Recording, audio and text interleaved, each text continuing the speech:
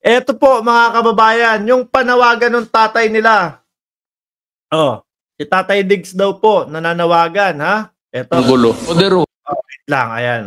Miski po yung nag-post nito sabi, pag niyong paniwalaan si Tatay Digong, mukhang nauuto lang. Oh. Sabi dito, di ba? Na-vlog na din po natin to mga kababayan. Marcos is good. Marcos is excellent. Kalain nyo yun mga bossing na marinig po natin sa bibig ng isang dating Pangulong Duterte. Pakinggan po natin mga kababayan yung mismong kanyang sinabi. Marcos is good. Give it to him, the honor. Marcos is excellent. Walang problema. We will agree para wala na lang gulo. Otherwise, I'd be the first really to shout. Yung wala namang abuso si Marcos na ano. Yung mga sinasabi nila Vic Rodriguez doon sa kanilang mautog.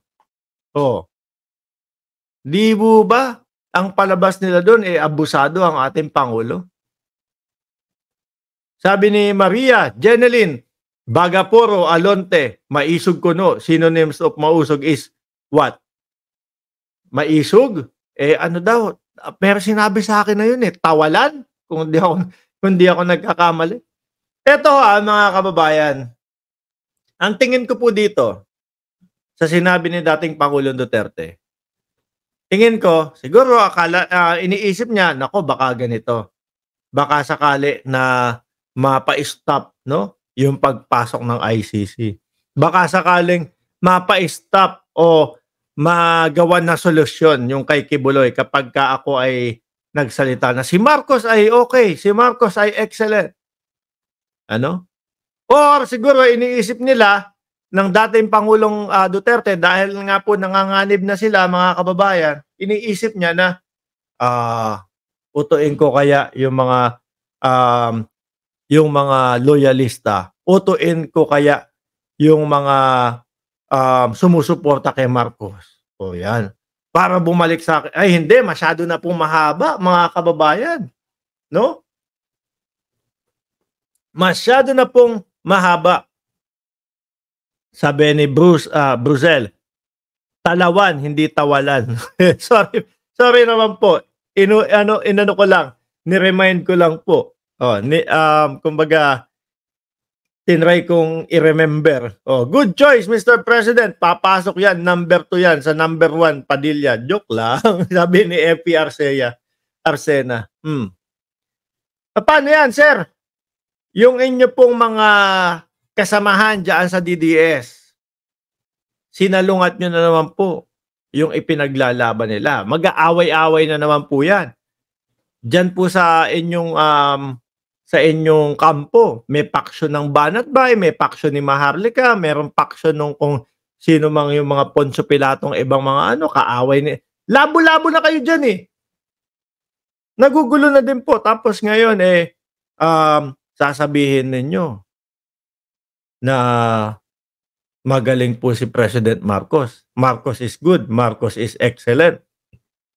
Paano na po yung pinaglalaban ni Vic Rodriguez? Doon sa maisog nila. Paano ho yun? Tuloy nga natin to. For as long as he maintains his yung ganong ugali niya, okay lang. Ang gulo talaga Tapos ito po si dating Pangulong Duterte, pinipilit po ng mga DDS, mga kababayan, na tumakbo po bilang senador. Tapos ganyan yung makikita natin sa senador natin. Hindi ko po kumbaga minamaliit po ang dating Pangulo, Mga bossing, hindi ko po minamaliit ang dating Pangulo. Kaya lang, sa nakikita natin, siguro dala na din po ng edad niya yan. Paiba-iba ho. Malamang mapagtawanan po sa Senado yan. Kung kayo mataas ang respeto nyo sa dating Pangulo, huwag nyo nang patakbuhin. Unang-una, pagod na din yan. May katandaan na yan. Araw-araw naka-wheelchair, araw-araw may alalay doon sa Senado. Okay lang ho sana kung ang nakikita natin kagaya nung kung paano po yung lakas ni Enrile kahit 100 na Di ho ba? Si Enrile ho, kahit 100 mahigit na, talagang diretso pa ang lakad. Yung huli pong nakita natin si dating Pangulong Duterte, tagilid na pong ganun, mga bossing Sabi nung iba, Mark, wag ka naniniwala doon. No? Kumbaga, pang ano lang nila, pambala lang nila sa ICC para maawa ang taong bayan na wag nang papasukin. Diba? Sabi ni Darwin R., kawawa naman si Boss Mark. Palipat-lipat na lang kung sino ang nakaupo. Doon siya. Wait lang, saglit lang. Dati, sinuportahan ko ito. No, si dating Pangulong Duterte. Nung tipo bang wala sila lang ang naririnig natin. Pero nung nagsilabasan na po, mga kababayan, yung mga Pogo issue, mga West Philippine Sea issue, susuporta pa din ba ako doon? Yung inuumpisahan ng sinisiraan ng ating Pangulo, nagsabi ng bangag-bangag, wala naman na ipakitang ebidensya. Yung pong video nila, hilaw na hilaw po. Ngayon wala na, hindi na pinag-uusapan. Di ba? Itutuloy ko pa din yung suporta sa kanila, ganun na yung nakikita ko. Para po sa akin, mga bossing, yung mga ganun pong mentalidad, no? Okay lang yan, sige. Tuloy pa din tayo, suporta pa din tayo. Yun ang uto-uto para sa akin. Di ba? Yun ang uto-uto ang para sa akin, no? Nakikita mo na yung mga issue, meron ng mga issue, sumablay na sa West Philippine Sea, tapos ilan? 30,000 ang nategi sa EJK.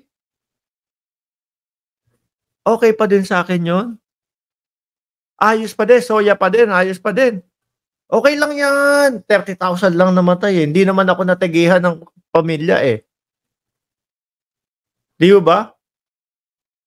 Okay lang yan. 30 katao lang. Hindi naman isa sa kapamilya ko yung nategi. Kaya okay lang yan. Hindi po dapat tayo ganon, mga kababayan. Doon tayo. Kaya ako, hangang-hanga po ako, mga bossing, doon sa mga kaibigan nating kakamping dito.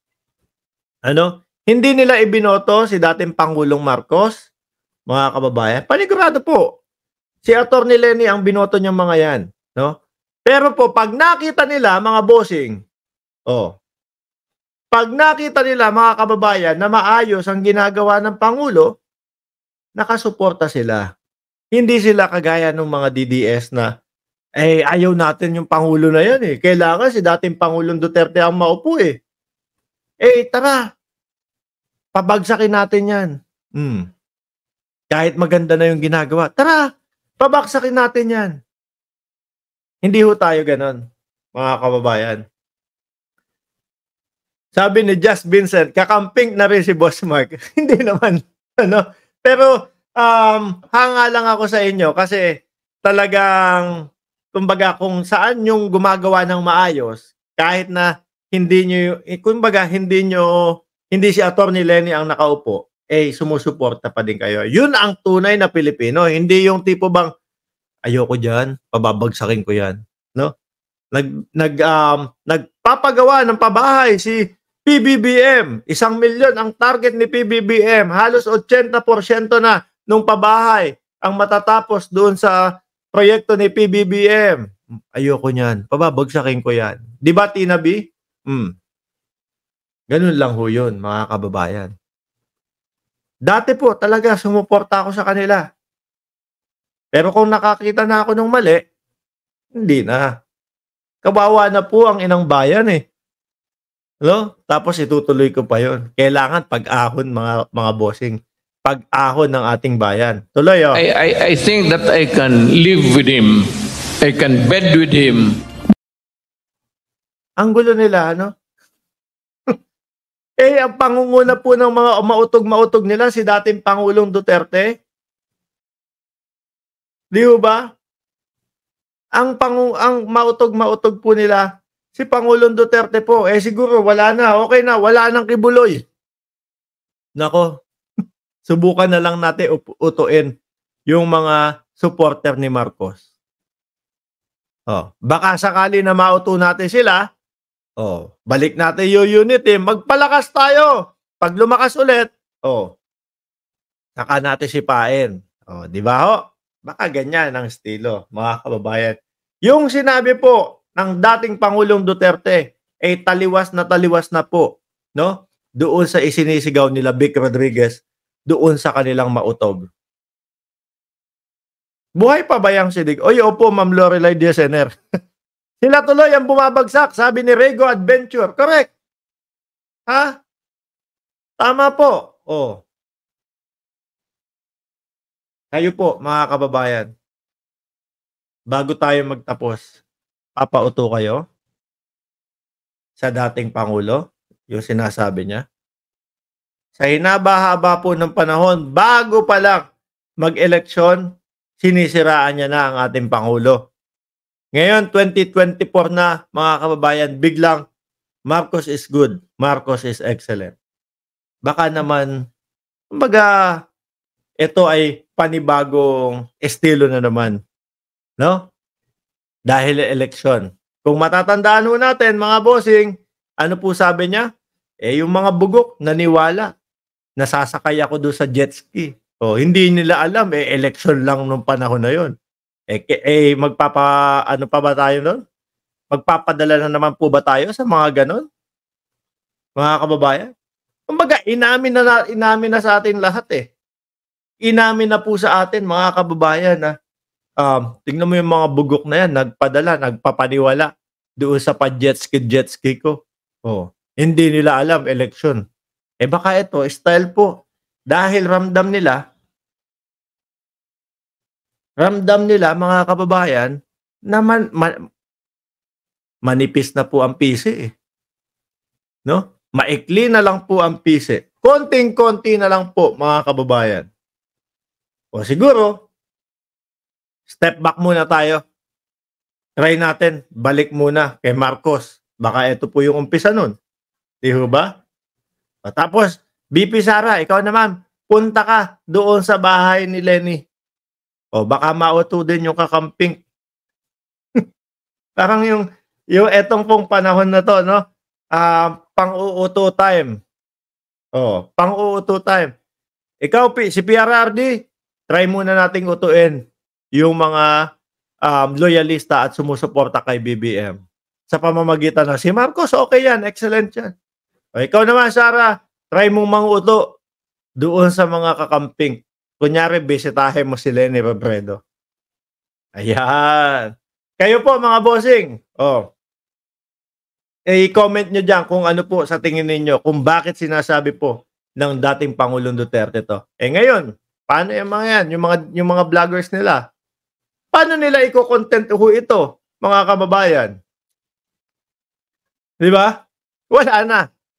Baka lalagpasan na lang po nila yan. O baka mag-away-away sila. Bagay, uso naman po yung away-away dyan sa kanila, mga bossing. Okay? So, alas 9:51 na din po dito, mga kababayan, at medyo masama yung panahon dito sa amin.